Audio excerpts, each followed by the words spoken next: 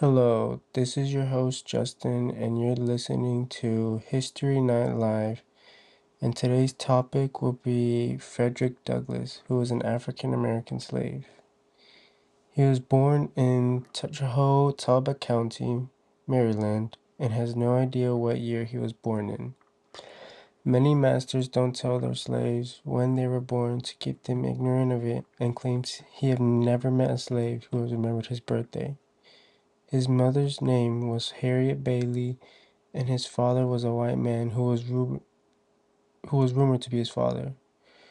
When Douglass was an infant, he was separated from his mother. This was typically normal for slaves. Their mothers are usually taken from them once they reach about 12 months. An old lady will usually take care of them, and this is done to hinder the development of the child's affection towards their mother. So if the mother were to die, the child wouldn't feel much since they barely knew them. Douglass only saw his mother about 4 or 5 times, which were all at the night. She would travel 12 miles long to be with Douglass, but the time they spent together was only little, and when he would wake up, she would already be gone. If a slave isn't at the farm by sunrise, there would be a whipping penalty. His mother would then die when he was 7, but he didn't feel much because he barely knew her.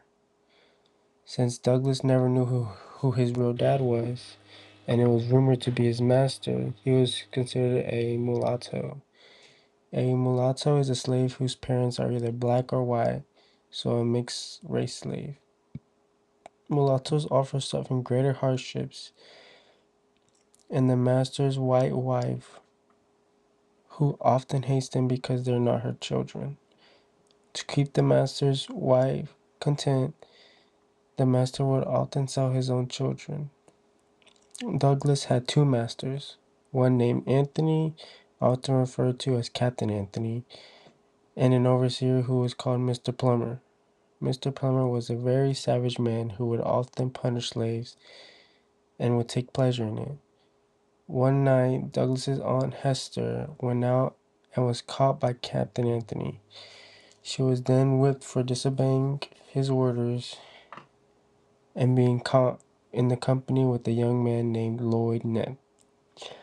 Douglass heard horrific screams from his Aunt Hester in the night from Captain Anthony whipping her bare naked. Douglass was hiding in the closet, and the more she would scream, the harder he would hit. She would then be covered in her blood from how many whips she took. Douglass first experienced this when he was a child and called it Bloodstained Gate, the entrance to the hell of slavery. Colonel Lloyd, who was a wealthy slave owner, had massive land. So massive that some slaves that worked for him didn't know what he looked like. So one day he decided to ride along and ask the slave, "Well, boy, who do you belong to?" The slave replied, "To Colonel Lloyd." And if he then asked if his master treated him well, and the slave said, "No, sir." As punishment, he was sold to a Georgia trader weeks later. He was then chained and forever sundered from his family and friends. This shows that slaves need to praise their masters or face the consequences. Douglass then says that it was bad enough to be a slave, but to be a poor man's slave was to be deemed a disgrace indeed. Mr. Hopkins, an overseer who would oversee the slaves for Lloyd, but was then replaced with Mr. Gore. Mr. Gore was a proud and ambitious and cruel overseer.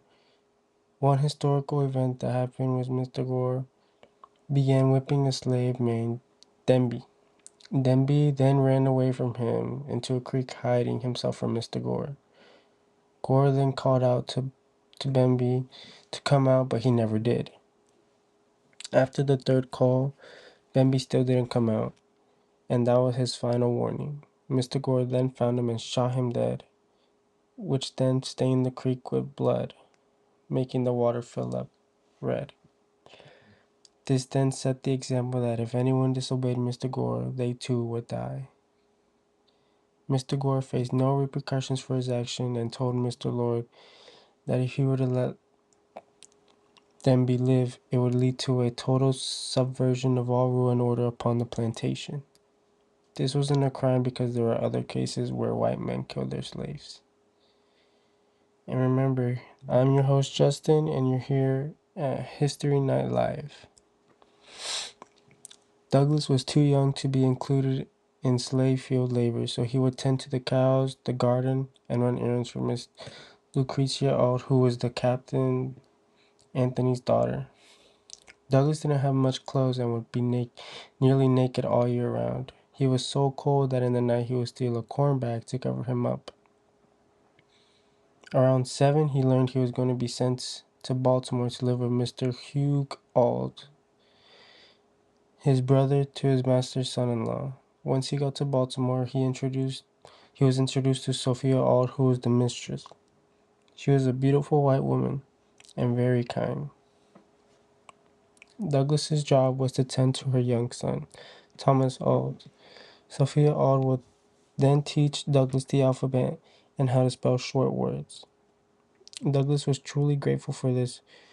Once his master discovered his wife was teaching Douglass, she forbade him to teach him ever again, no longer continuing the lessons.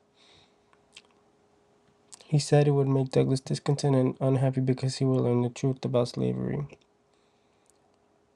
Douglass viewed this as good because he knew that if he gained literacy, he would be one more step closer to freedom. After this, Miss Auld would turn very cold to Douglass, no longer being the kind person he once knew. In order for Douglass to continue his path of literacy, he befriended poor white boys in Baltimore and would trade his bread for reading lessons. He would also copy letters he saw, challenging the white boys to writing contests as well as copying dictionaries to help him with his literacy. As he kept learning more, his happiness would soon fade from learning the truth of slavery. It was a gift and a curse.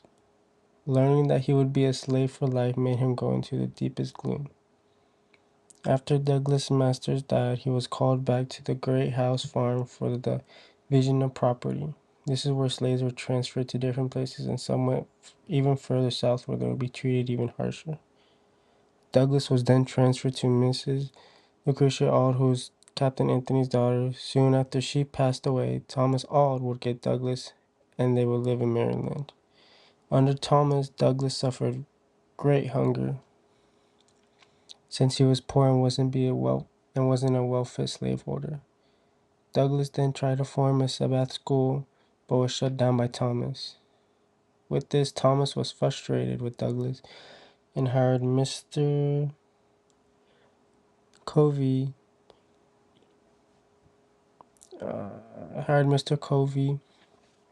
who perfected in breaking young slaves. He was hired for 1 year and was often called the snake for sneaking up on slaves. Within 6 months, Douglass felt defeated. Covey then attempted to tie up Douglass for disobeying him and trying to go back to Thomas.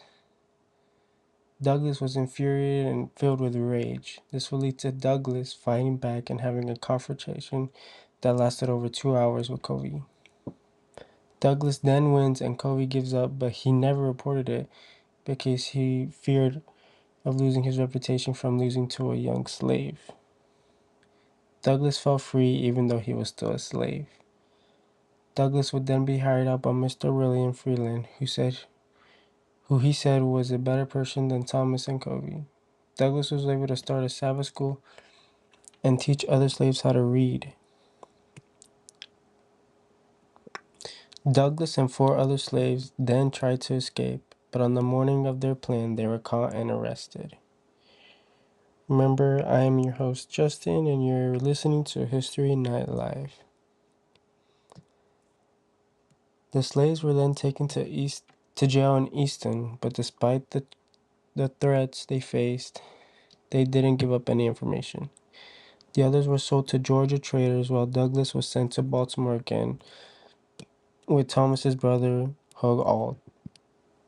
After he returns to the city, he then works as a caulker in the shipyards. He's allowed to work for himself and keeps a small amount of his wage, but then Hugh Auld takes it all and makes him pay a weekly fee. Douglass didn't like this at all, as he knew he was getting robbed. After disputes over this, Douglass then decides that he must escape alone. So, Douglass then escapes on September 3rd, 1838. Anna Murray helped Douglass escape by providing him money to get a train ticket as well as giving him a sailor's uniform. He would then make his way to New York City, where then he would later marry the woman who helped him, Anna Murray. Once he escaped slavery, Douglass attended anti-slave meetings and later became famous for his first book called Narrative of Life of Fredrick Douglass, an American Slave, and it later became a bestseller. To escape being captured, he went to Europe where abolitionists raised funds to buy his freedom, which he was then able to return to the U.S. He then started his own anti-slave newspaper, which was called the North Star, then later renamed to Frederick Douglass Paper.